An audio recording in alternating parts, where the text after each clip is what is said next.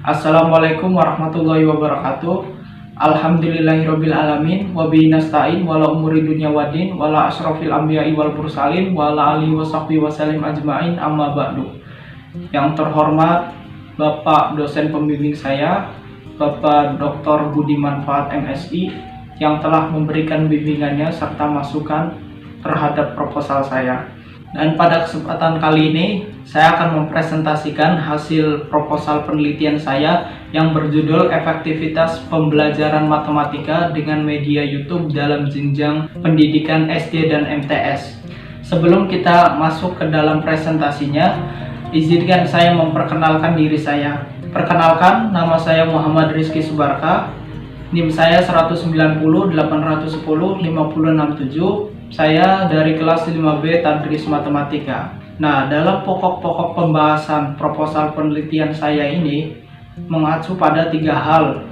Yang pertama ada pendahuluan, yang kedua ada tinjauan literatur, dan yang ketiga ada desain dan metode penelitian. Baik, dalam penelitiannya ini, peneliti dilatar belakangi oleh beberapa hal. Poin-poin yang paling penting yaitu dilatar belakangi dengan pendidikan, dengan matematika, dengan media ajar, serta konsekuensi alternatif sebagai penunjangnya. Pendidikan merupakan salah satu pokok yang paling penting di dunia ini, karena tujuan dari pendidikan akan mengubah sikap dan tingkah laku. Dari pendidikan juga, semua perubahan individu terbentuk dan berkembang melalui pengajaran dan pelatihan.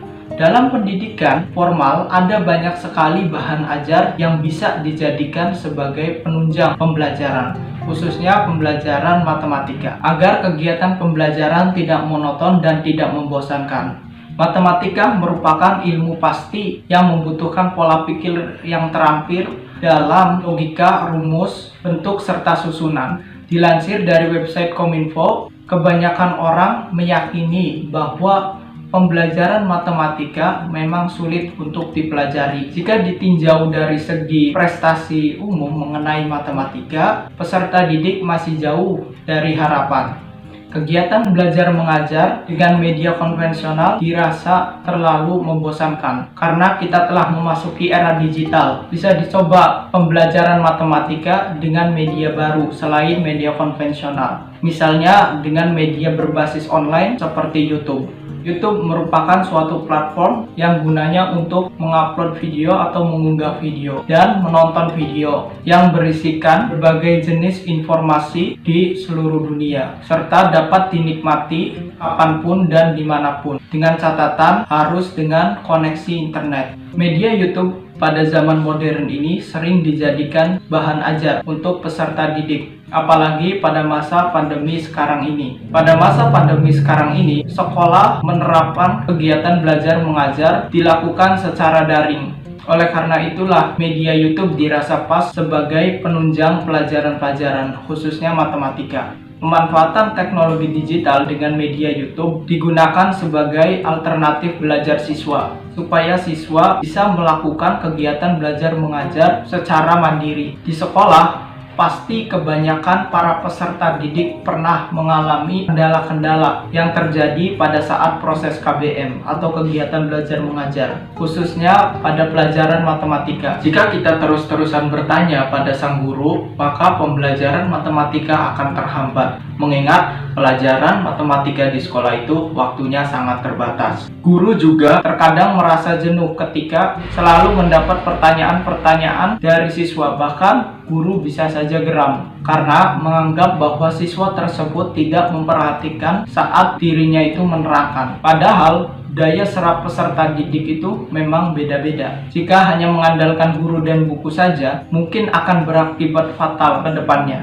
Bisa jadi peserta didik tersebut akan mengalami ketinggalan materi. Untuk mengatasi masalah ketertinggalan siswa terkait pelajaran yang sangat penting ini, yaitu matematika, ada alternatif media ajar yang bisa diimplementasikan atau bisa dicoba, dan media tersebut juga bisa diakses secara mandiri, yaitu nama medianya itu media YouTube. Banyak orang mengira YouTube itu merupakan platform yang negatif. Tapi faktanya, media inilah yang sekarang menjadi peran penting dalam pembelajaran, khususnya matematika. Video YouTube sangatlah bagus, fleksibel, bisa kapan saja peserta didik menontonnya atau membukanya, serta dapat pula diulang-ulang videonya apabila peserta didik tersebut belum memahami konsep, rumus, perhitungan, atau materi dalam matematika. Oleh karena itu, penulis akan meneliti efektivitas media ajar YouTube dengan media ajar konvensional pada jenjang media SD dan MTS. Nah, kemudian dalam pernyataan masalahnya, belum diketahui media ajar yang tepat itu media ajar konvensional atau media ajar online berbasis YouTube bila diimplementasikan pada jenjang pendidikan SD dan MTS dalam materi matematika. Hal ini perlu dibuktikan dengan adanya penelitian. Nah, untuk pertanyaan penelitiannya, apakah efektif jika media ajar YouTube diimplementasikan pada materi matematika di jenjang SD dan MTS? Lalu untuk tinjauan literatur, nah ini beberapa tinjauan literatur yang saya ambil. Yang pertama yaitu ada media pembelajaran. Media pembelajaran yaitu semua alat bantu atau benda yang digunakan dalam pembelajaran formal maupun non-formal dengan sasarannya menyampaikan materi pada peserta didik. Untuk medianya bisa berupa buku, PowerPoint, LKS, audio, serta audiovisual. Selanjutnya kedua ada YouTube. Nah, dalam YouTube ini ada yang namanya video blog. Video blog yaitu bentuk suatu media informasi pembelajaran yang dibuat secara sesederhana mungkin. Nah, selanjutnya tinjauan konseptual yang terakhir yaitu optimalnya pemanfaatan YouTube dalam pembelajaran matematika. Dalam terbitan website Radar Semarang ke Jawa Pos, melalui Yan Aritasari, SPDSI, selaku guru SMK telah melakukan pembelajaran dengan media ajar YouTube di SMK 1 Kedung, Kabupaten Jepara. Hasilnya, proses pembelajaran lebih optimal sehingga partisipasi, pemahaman, dan prestasi belajar mengenai matematika semakin meningkat dibandingkan sebelumnya. Nah, selanjutnya di bagian tinjauan teori yaitu penggunaan buku konvensional. Penggunaan media buku konvensional dirasa cukup membuat bosan atau monoton untuk para peserta didik, sehingga teknologi memiliki peran untuk memotivasi belajar peserta didik. Selanjutnya ada manfaat YouTube. Guru memanfaatkan media YouTube untuk menimba ilmu atau sebagai sumber materi yang mendukung dan inovatif untuk kegiatan pembelajaran kepada para peserta didik. Selanjutnya proses pembelajaran. Proses pembelajaran pada masa COVID-19 ini dilakukan secara daring. Hal tersebut dikarenakan pemerintah mengeluarkan kebijakan-kebijakan baru yang mana pendidikan, beribadah, serta yang lainnya mesti dilakukan di rumah. Lalu langkah pemanfaatan media ajar. Menurut Munadi ada 4 langkah dalam memanfaatkan media ajar, yaitu 1. Guru memiliki kesiapan, 2. Persiapan kelas sudah maksimal, 3. Penyajian sesuai dengan rencana, keempat, langkah implementasi materi. Yang kelima yaitu ada kelebihan bahan ajar YouTube. Menurut Suryaman, kelebihan YouTube sebagai media ajar diantaranya 1. Inovatif, yaitu menginformasikan. Yang kedua, cost efektif, yaitu diakses melalui jaringan internet. Yang ketiga yaitu potensial, yang dimana situs memiliki dampak yang besar bagi perubahan pendidikan, khususnya pembelajaran matematika. Yang keempat, praktis dan lengkap. Yang kelima, ada shareable, yang dimana mudah untuk dibagikan.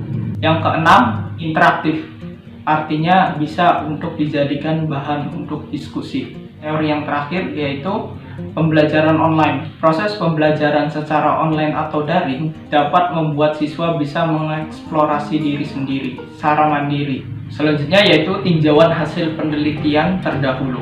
Nah, berikut penelitian terdahulu yang membahas pembelajaran matematika dengan media ajar YouTube. Nah, pertama, penelitian dilakukan oleh Elva Tati Susanti, Mila Amelia pada tahun 2021. Mereka meneliti tentang judul pemanfaatan YouTube sebagai media pembelajaran matematika di masa COVID-19.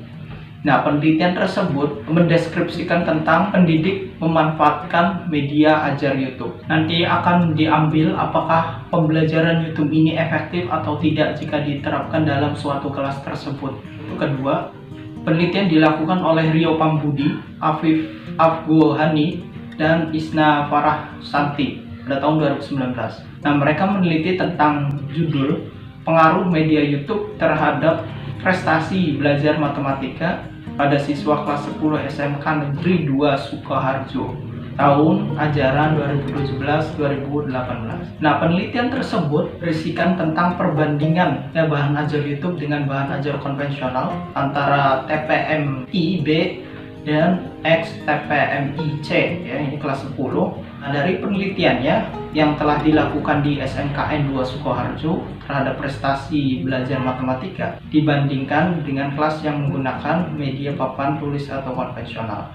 Nah, penelitiannya itu berhasil bahwa penelitiannya lebih bagus menggunakan media ajar YouTube dibanding dengan media ajar konvensional. Nah, untuk perbandingannya, perbandingan penelitian pertama dan kedua dengan penelitian yang akan dilakukan sekarang oleh penulis, yaitu dari penelitian pertama, pemanfaatan media YouTube hanya terfokus pada implementasinya saja untuk peserta didik. Lalu di penelitian kedua hanya melibatkan 2 kelas pada sekolah itu sendiri. Sedangkan penelitian yang akan dilakukan oleh penulis ini melibatkan 2 instansi sekolah, yaitu SD dan MTS, yang mana penulis akan mengemukakan desainnya dengan kausal komparatif. Oke, baik, selanjutnya desain penelitian. Peneliti akan menggunakan desain kuantitatif karena dalam susunannya menggunakan angka.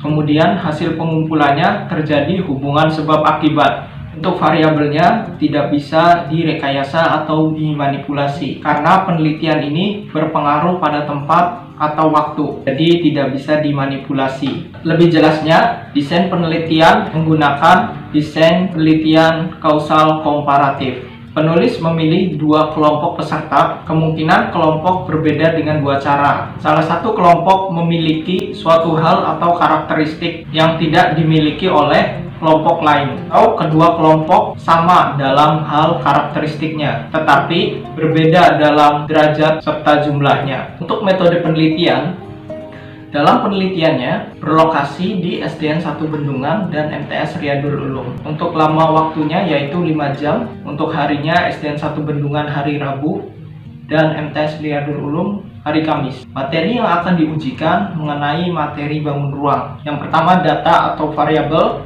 Dalam metode penelitian ini, data atau variabelnya mengacu pada prestasi atau keberhasilan siswa-siswi SD dan MTS. Lalu pengambilan sampel. Untuk pengambilan sampelnya menggunakan disproportionate stratified random sampling. Data yang akan diambil adalah 40 sampel populasi. Jadi nanti SD 20 dan MTS 20. Apa itu disproportionate stratified random sampling? Artinya dalam pengambilan sampelnya, misalnya kelas 5, kelas 5-nya itu adanya 15 orang, maka kita bisa mengambil sampel lain yang penting dari SDN 1 Bendungan, entah itu kelas 5 atau 4 atau 6 ya. Jadi bisa menyesuaikan disproportionate stratified random sampling itu ya.